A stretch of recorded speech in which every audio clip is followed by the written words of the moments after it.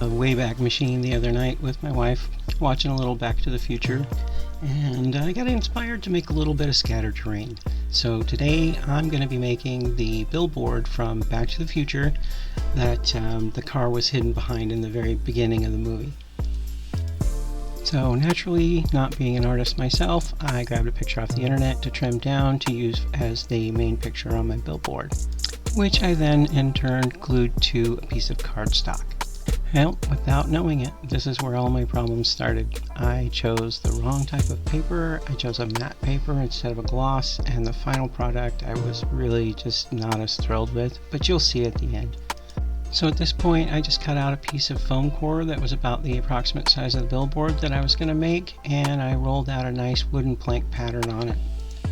I also cut out a nice little piece for the top and the side pieces as well as the base at this point.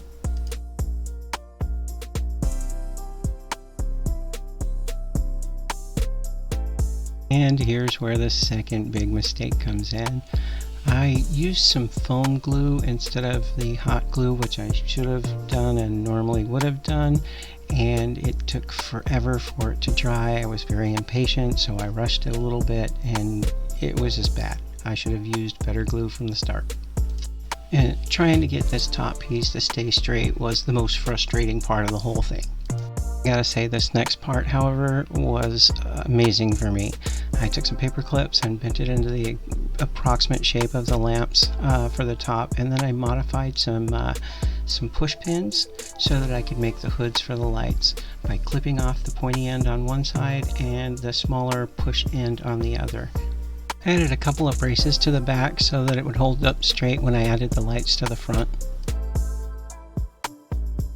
Now with the construction part mostly done, I get on to my favorite part, which is, the painting. So I hit it with a nice coat of Mod Podge, and then I followed that up with a nice coat of white. I wanted to get that stark white color that was on the original sign in the movie. Little did I know I'd be making one of the biggest mistakes coming up of the whole build.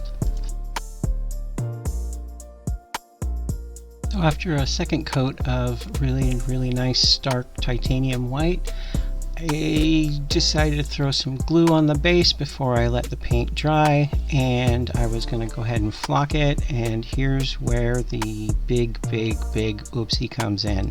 I accidentally opened the wrong side, and instead of hitting the shaker and bringing out a small portioned amount, I opened up the larger side and just poured it all over. After over an hour of cleanup, I finally got to gluing the lights on the top and finishing off the rest of the billboard.